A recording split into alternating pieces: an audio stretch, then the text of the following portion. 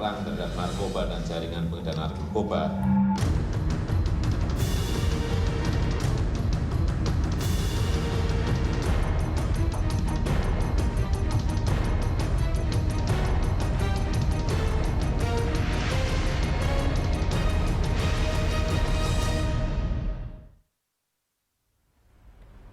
Baik, sebelum kita lanjutkan dialog kita malam hari ini, saya sudah tersambung dengan Bapak Slamet Pribadi, Kahumas dari BNN. Selamat malam, Pak Slamet.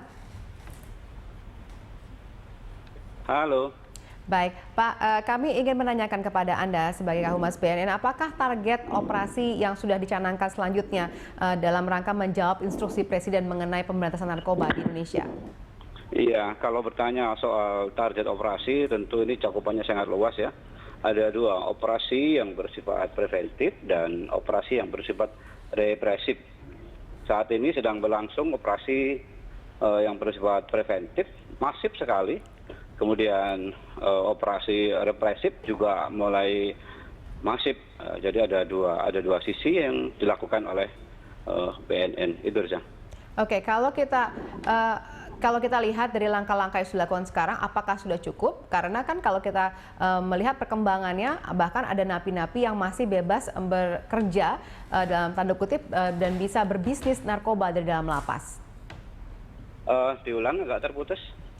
Ya, saya ulangi kembali. Pertanyaannya adalah, apakah langkah-langkah yang dilakukan, tadi ada preventif dan represif yang sudah dilakukan oleh BNN, sudah cukup dilakukan?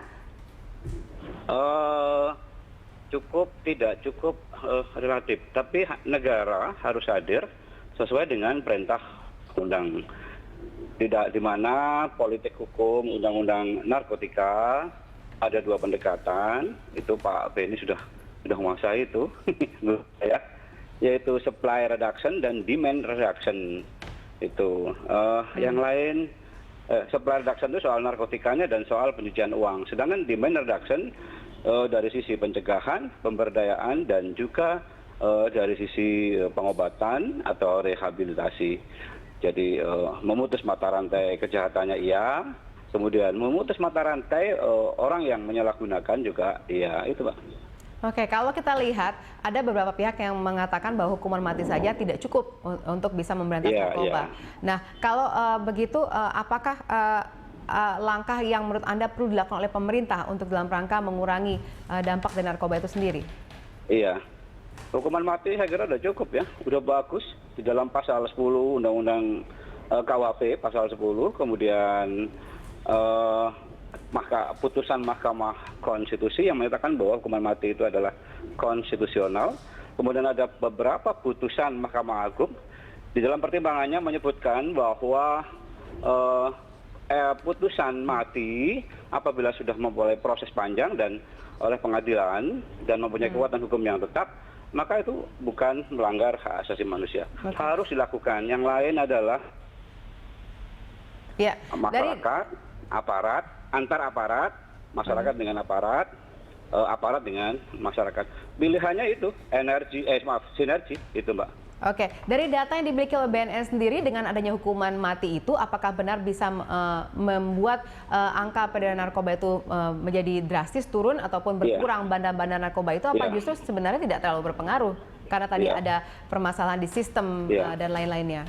Hukuman fisik yang keras, tegas, termasuk mengeksekusi segera yang sudah mempunyai kekuatan hukum tetap, itu memberikan efek prevensi umum. Jadi ketika seseorang akan melakukan sesuatu, waduh Indonesia cukup keras soal putusan punishment. Jadi tidak ada tawar-menawar apabila fakta dan bukti yang diputus oleh pengadilan memutuskan bahwa harus dilakukan hukuman mati. Itu Pak. Oke, tadi dari nama-nama yang sudah pernah ditangkap oleh BNN dan pihak kepolisian, banyak yang mengatakan bahwa mereka itu sumbernya dari negara Cina antara lain begitu. Nah, apakah sudah ada kerjasama khusus misal dengan Tiongkok mengenai hal ini? Sangat. Pak Beni Mamoto termasuk orang yang merintis kerjasama antara BNN di Indonesia dengan BNN-nya China, karena beberapa kali Pak Beni Mamoto kunjungan ke sana, baik sharing informasi maupun sharing operasional. Itu artinya kerjasama itu harus dilakukan dan sudah dilakukan.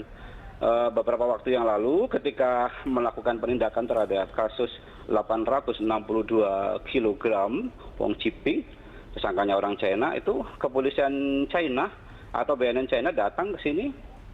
Beberapa bulan kemudian BNN datang ke China. Ini menunjukkan bahwa kerjasama itu mutlak, baik bilateral, multilateral, kemudian global, kawasan Asia Pasifik, itu Mbak. Baik, terima kasih Pak Slamet Pribadi sudah bergabung bersama kami malam hari ini. Pak Beni, ternyata sudah ada kerjasama yang dirintis dari sejak Bapak berada di BNN. Tapi kalau kita lihat sekarang, apakah itu sudah efektif untuk menyetop peredaran dari sana sampai dengan ke dalam tanah air? Ya, jadi kejahatan narkoba adalah kejahatan lintas negara, transnational organized crime. Jadi mau tidak mau, mutlak harus ada kerjasama. Negara asal narkoba, produsen, negara transit, negara tujuan. Nah, kita banyak jadi negara tujuan. Nah, dalam konteks itu tidak hanya payung hukum MOU kita bikin, tetapi juga hubungan baik, pertukaran informasi yang seimbang, ya, resiprokal itu perlu dilakukan sehingga nanti dalam hal operasi itu lebih cepat, tidak kita terganggu oleh birokrasi yang panjang. Tetapi karena secara personal sudah dekat, maka cepat sekali. Itu pengalaman kami bekerja sama dengan beberapa negara. Sebagai contoh, dengan China. Ketika wanita kita dengan modus dihamili oleh sindikat, menyelundupkan narkoba ke China di pakaian dalamnya, ketangkep di sana, oleh pemerintah di sana karena wanita hamil, undang-undangnya mengatakan tidak bisa dihukum, hanya deportasi.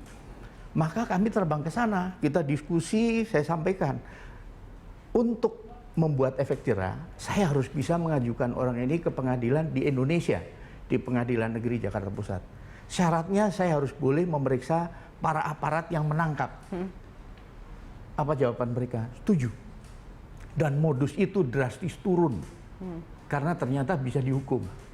Itu salah satu contoh best practice yang kita lakukan dengan negara lain.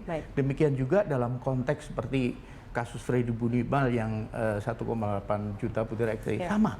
Pertukaran informasi secara intens, bosnya di China ketangkep berkat informasi dari kita, dan ketika dia mau mengajukan ke pengadilan perlu kesaksian dari sini, mereka terbang ke sini.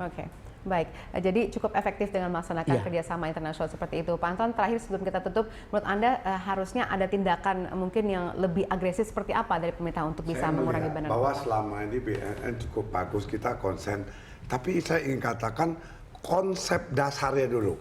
Kita tahu Hong Kong tuh lepas ke Inggris 100 tahun. Kenapa? Itu perang candu ketika itu dinasti Manchuria, gejolak sosial politik, akhirnya lepaskanlah masa menggunakan candu. Dalam waktu 16 tahun luar biasa pengaruhnya, akhirnya Manchuria segera stabil sosial politik budaya, perintahkanlah Komisaris Ming berantas narkoba, madat. Apa yang dilakukan? Pertama, buka rehabilitasi. Kedua, penegakan hukum. Ketiga, Pelabuhan Kuangtung itu semua gudang itu madat. Bumi hanguskan. Jadi kalau sudah tahu lokasinya langsung saja semua. Begitu di bumi hanguskan, Inggris tersinggung. Akhirnya perang. Cina kalah. Kompensasinya dari Inggris ya 100 tahun, lepas ke Hong Kong 97 baru balik. Itu kan bahaya narkoba. Nah, saya melihat di sini bahwa kita tidak punya pola mengatasi. Jadi tambal sulam. Maunya saya selaku tokoh massa, tokoh agama, duduk barang-barang ngakui kelemahan semua, baru bisa tuntas. Saya katakan ini semakin hari semakin besar ini narkoba. Baik, terima kasih Pak Anton, terima kasih Pak Beni sudah berbagi informasi hari ini. Mudah-mudahan benar-benar bisa membantu untuk perang melawan narkoba.